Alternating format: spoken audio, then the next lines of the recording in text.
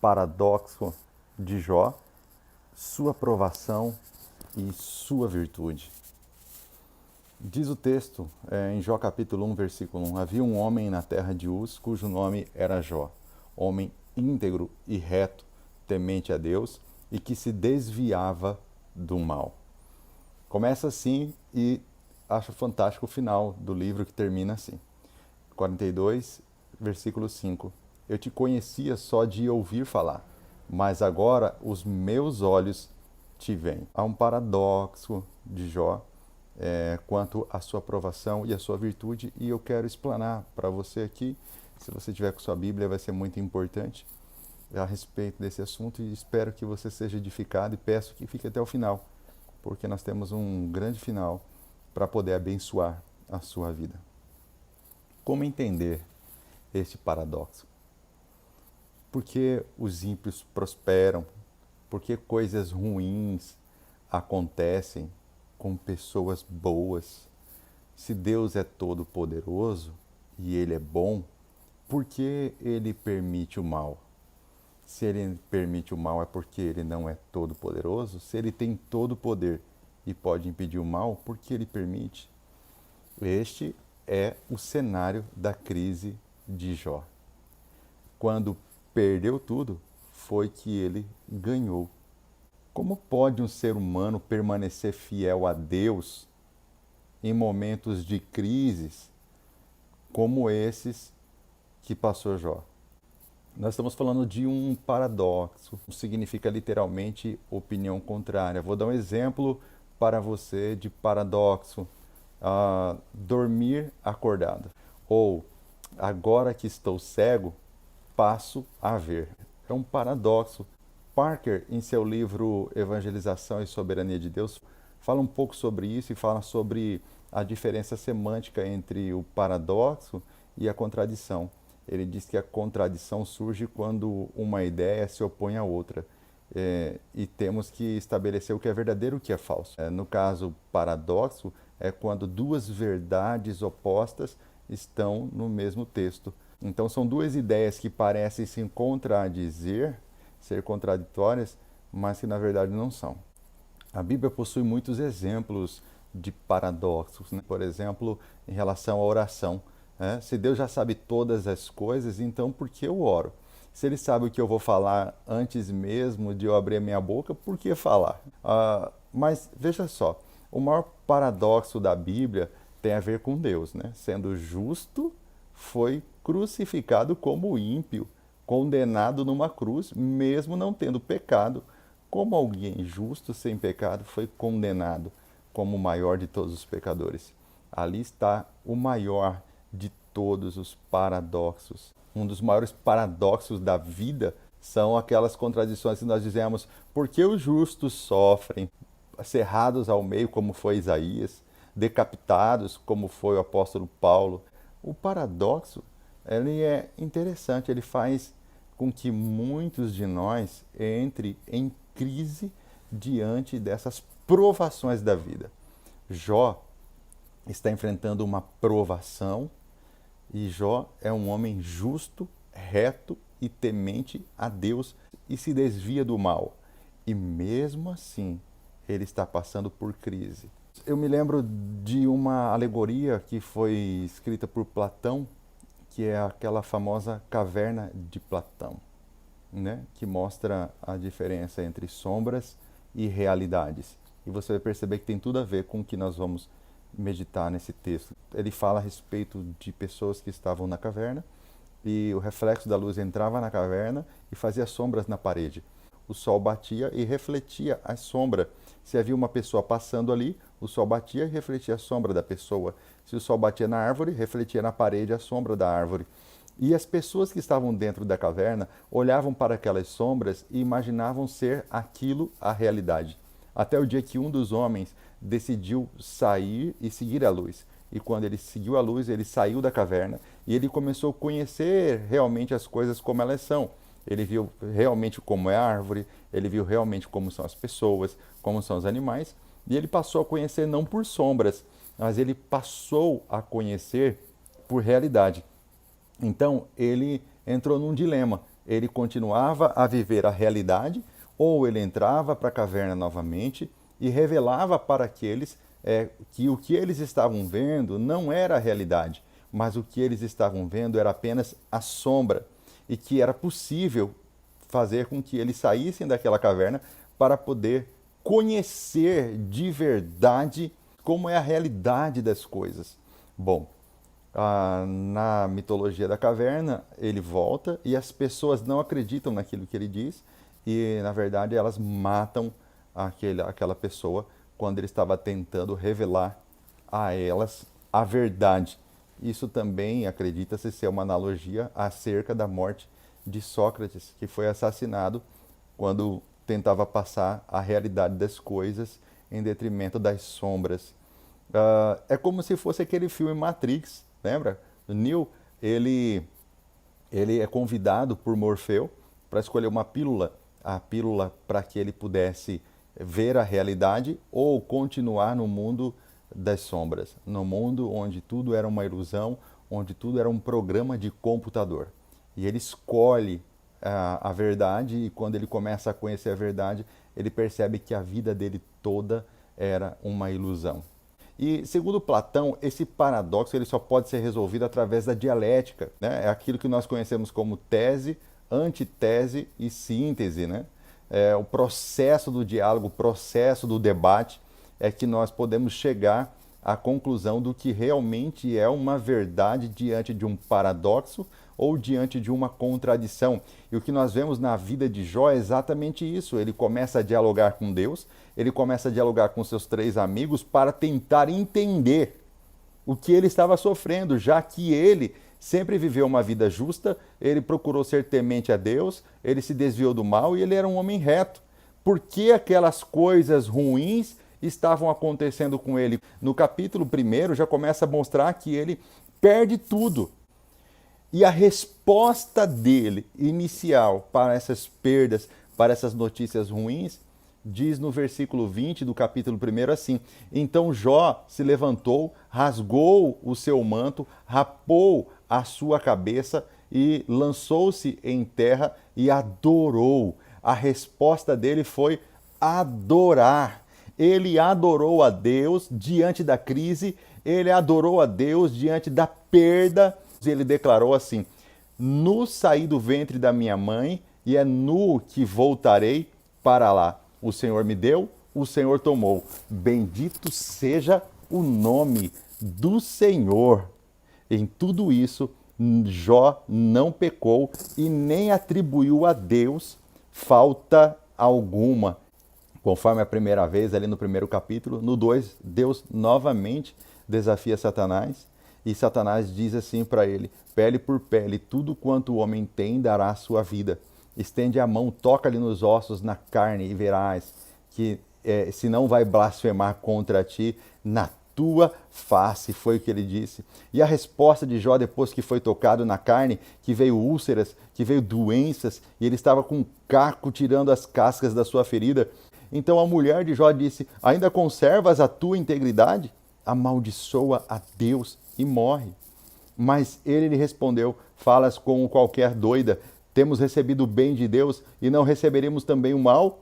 Em tudo isso não pecou Jó com os seus lábios. Ele responde novamente com um paradoxo, ou seja, 2 verdades contradizentes na mesma frase. Ele diz assim: ele deu, ele tirou, bendito seja o nome do Senhor. Respondendo o paradoxo de Jó, é fantástico porque ele tem medo e o medo dele é um só. O medo dele era pecar contra Deus. E o próprio versículo 5 do capítulo 1 explica isso. Decorrido o turno de dias dos seus banquetes, chamava Jó os seus filhos e os santificava. Levantava-se de madrugada e oferecia o holocausto segundo o número de todos eles. Pois dizia: talvez tenham pecado os meus filhos e blasfemado contra Deus em seu coração. Assim o fazia Jó continuamente.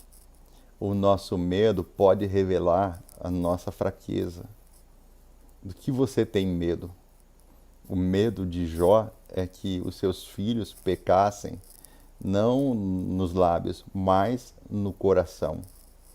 O homem ímpio diz em seu coração, não a Deus. Os nossos medos, os nossos temores, eles sempre serão tratados por Deus, não com holocaustos, não com sacrifícios. Eles serão tratados por Deus pela sua graça e pelo seu amor. Acho fantástico quando o diabo responde a Deus dizendo, debalde, o Senhor tem dado tudo a Jó. O Senhor tem acrescentado a ele tudo. Então, é lógico que ele será fiel ao Senhor. O Senhor cercastes de bem, ele, a sua casa, enquanto tudo tem. Né? Então, abra de suas mãos de abençoá-lo, e aí vamos ver o que é que vai acontecer. E essa palavra debalde, que em grego significa shinan, significa de graça, sem causa, grátis, gratuitamente, por nada, sem causa nenhuma, imerecidamente. Favor imerecido.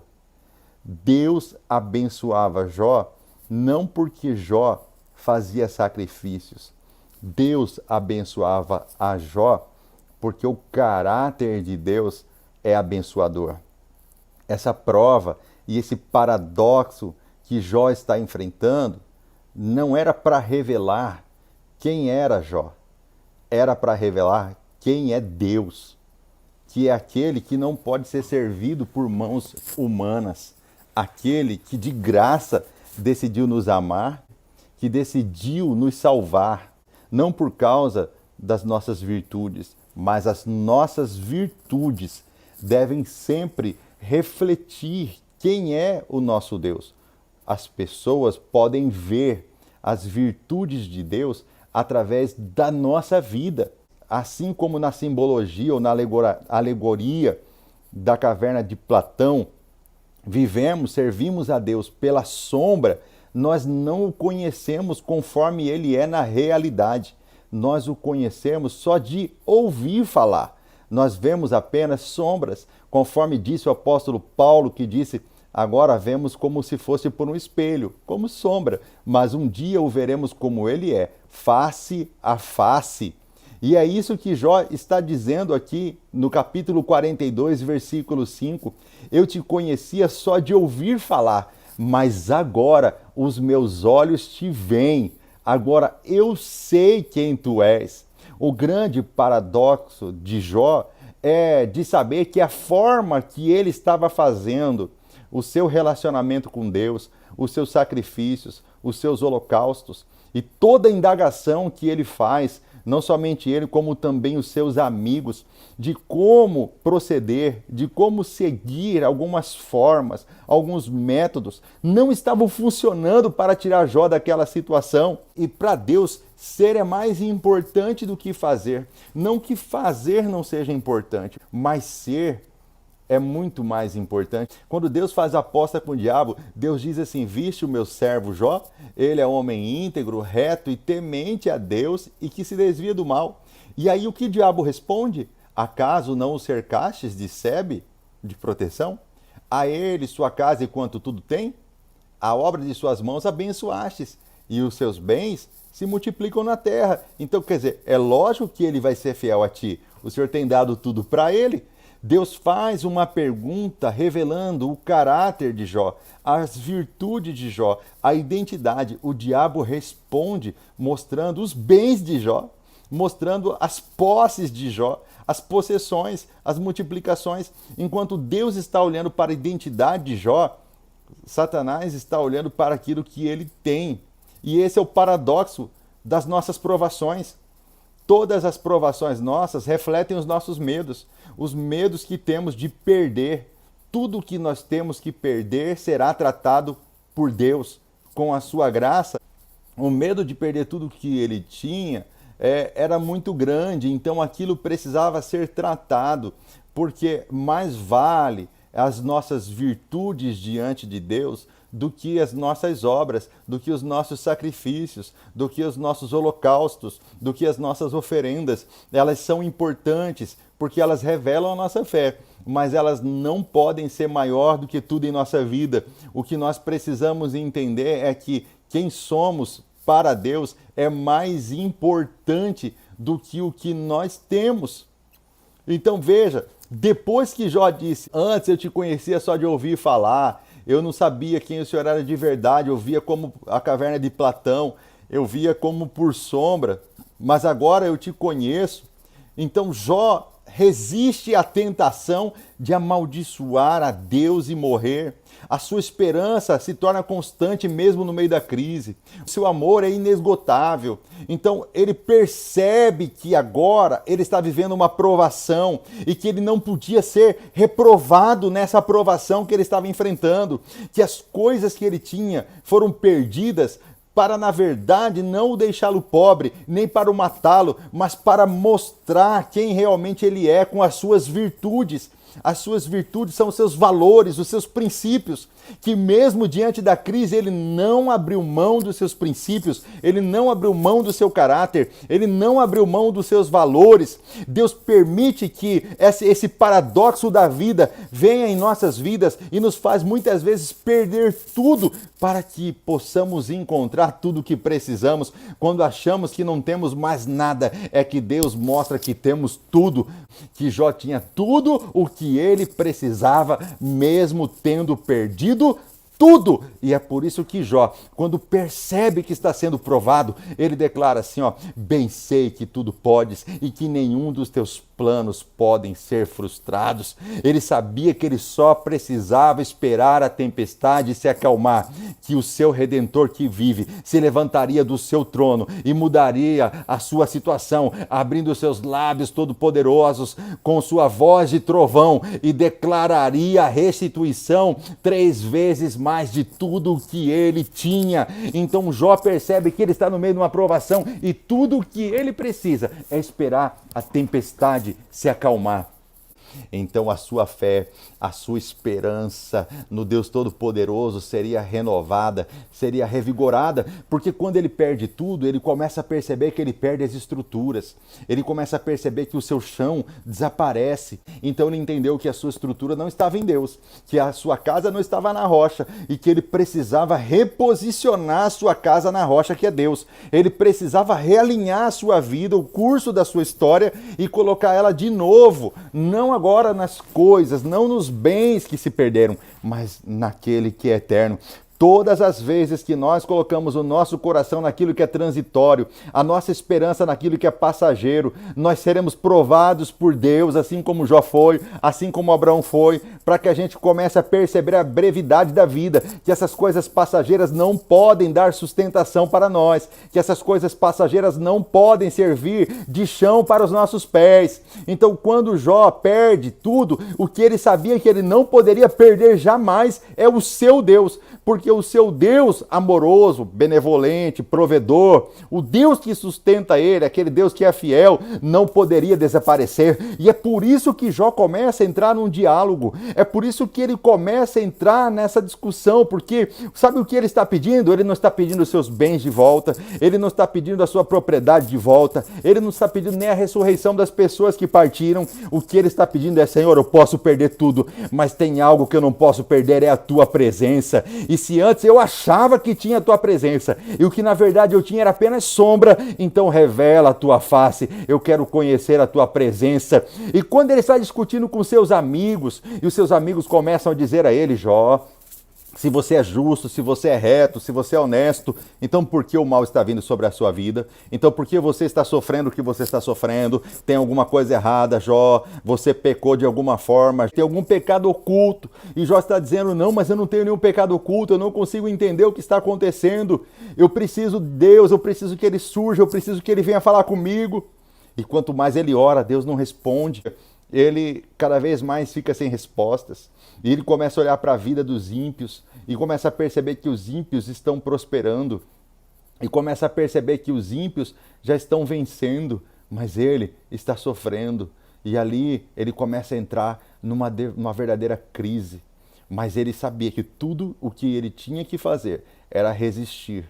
Ele não podia amaldiçoar a Deus. Ele precisava experimentar a verdadeira iluminação de Deus na sua vida. Ele não podia se entregar à tentação de amaldiçoar a Deus, de negar a Deus, de fazer com que a vida dele fosse um testemunho negativo. Ele precisava ficar firme, porque ele sabia que o mesmo Deus que um dia o abençoou é o mesmo Deus que um dia poderá abençoá-lo novamente. Eu não sei o que você está passando, eu não sei o que foi tirado de você, eu não sei por que você está sofrendo, eu não sei as formas que você fazia antes para buscar Deus não está funcionando agora. Antes você ofertava, você fazia uma campanha, você orava, jejuava e a resposta vinha, mas agora não está vindo. Agora as coisas não estão acontecendo da forma que você imaginava que ia acontecer.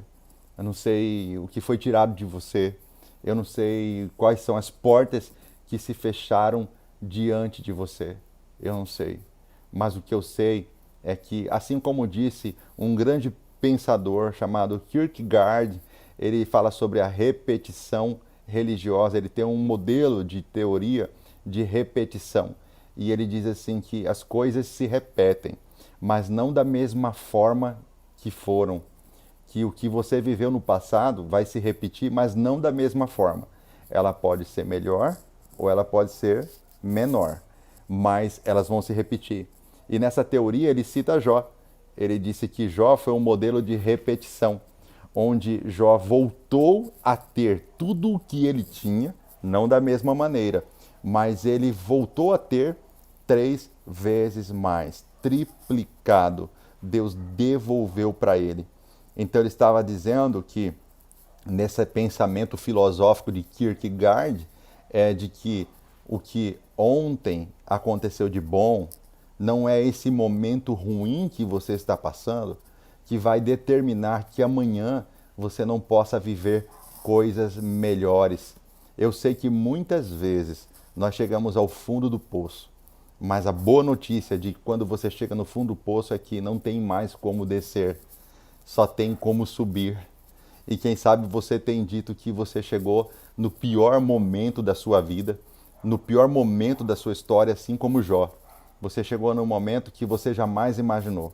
Perdeu tudo, as coisas não andam, as coisas não acontecem, e você tem olhado para o lado e tem visto o ímpio prosperando, as coisas não estão acontecendo da forma que você gostaria, e a vontade que dá nesse momento é de desistir, porque parece que tudo que você viveu não funcionou, não deu certo, foi tudo uma ilusão. Tudo que Jó fazia, tudo que Jó seguia, temia Deus, servia a Deus, e de repente nada mais daquilo funcionava diante dos olhos dos seus amigos. Jó tinha tudo para poder negar a Deus, para poder blasfemar contra ele. Mas na verdade essa foi uma jornada de conhecimento, onde Jó conheceria Deus não por sombra, como na caverna de Platão, mas conheceria pelos seus próprios olhos. Sabe por quê? Porque Deus tratou ele com graça, não com lei. Não seriam os sacrifícios que traria de volta a presença de Deus e que restituiria todos os seus bens. Não. Seria aquilo que o próprio Satanás disse, debalde, ou de graça, imerecidamente, mesmo sem ele merecer. O Senhor tem cercado ele de bens e toda a sua família. O Senhor tem dado a ele tudo o que ele quer e ele tem recebido tudo do Senhor. Então, é fácil para ele servir ao Senhor. Jó vive a maior de todas as suas provações. Quem sabe seja esse o seu momento, o momento da maior provação da sua vida. E você precisa perceber qual é a sua condição. A sua condição agora é de revelar suas virtudes, não seus defeitos. A sua condição agora é de ser aprovado, é de ser aprovada e não reprovado. Não blasfeme contra Deus. Ainda que seus amigos te acusem, não blasfeme contra Deus. Ainda que pessoas íntimas, próximas a você, diga, amaldiçoa o teu Deus e morre, não blasfeme contra Deus. Ainda que as respostas que você precisa não tenham chegado. Ei, Lembre-se do modelo de repetição de Kierkegaard. Todas as coisas tornam a acontecer e acontecem melhores do que antes. Então, a conclusão é que, enquanto Deus fala de quem você é para o diabo fala para Deus do que você tem. Porque o que interessa para Deus é quem você é. E o que interessa para o diabo é o que você tem. Ele está de olho nos seus bens. E Deus está de olho no teu coração. Jó, um homem íntegro e reto, temente a Deus, que se desvia do mal, começou o livro assim. E terminou o livro assim, mesmo diante de suas preocupações. Jó ficou mais preocupado porque Deus não se mostrava para ele do que com as perdas dos seus bens. Então, o que mais está te preocupando nessa provação? Te preocupa mais nessa provação o fato de você ter perdido oportunidades, amigos, bens? Ou te preocupa nessa provação o fato de Deus ainda não ter revelado a sua face para você? A forma que você fazia antes não funciona mais? As coisas que você fazia antes não funcionam mais? Então, não se esqueça nunca que essa provação é uma excelente oportunidade de, assim como Jó, Deus se revelar a você. O momento de Deus revelar para você quão lindo Ele é, quão amoroso Ele é, como Ele é um Pai amoroso. Jó, naquele momento, perde as suas estruturas porque ele sempre recebia de Deus tudo de graça e, de repente, as coisas pararam de acontecer. Por quê? Porque ele pensava que eram os seus sacrifícios, as suas oferendas que fazia Deus abençoá-lo. Mas não era. Sabe o que é? É a graça de Deus na sua vida, que te abençoa. Tudo que você precisa, conforme disse o apóstolo Paulo na sua experiência com Cristo, quando ele disse assim que havia um espinho na sua carne, e ele muito se afligiu por isso, e ele foi orar a Deus pedindo que se retirasse, e sabe o que Jesus respondeu? A minha graça te basta, porque o meu poder se aperfeiçoa na sua fraqueza. A minha graça te basta. E aí a graça de Deus trata, sabe o quê? O nosso orgulho. Trata a nossa confiança nas nossas obras, as nossas virtudes. O fato de muitas vezes sermos conhecidos como tementes a Deus, justos, retos, nos coloca numa posição de exigir de Deus o direito de ser abençoado, de exigir de Deus o direito de receber mais do que os ímpios. Mas o que Deus está revelando é a sua graça, que é paradoxal. É paradoxal, que fez com que ele mesmo, justo, morresse como ímpio. É paradoxal porque que faz com que o sol nasça para todos, para o ímpio e para o justo. Muitas vezes o fato de sermos tementes a Deus, justos e retos, não pode dar a nós o direito de colocar o dedo na face de Deus e dizer assim, você tem que me abençoar. Eu exijo que você me abençoe. O que o livro de Jó está nos ensinando nunca foi pelos sacrifícios, nunca foi pelos holocaustos, nunca foi pelas oferendas que Jó fazia. Nunca foi. Sempre foi debalde ou de graça. Sempre foi pelo caráter de Deus. Sempre foi pelo que Deus é ou por quem Deus é. A grande realidade não é sobre nós, é sobre Ele. Deus abençoe a sua vida, em nome de Jesus. Amém?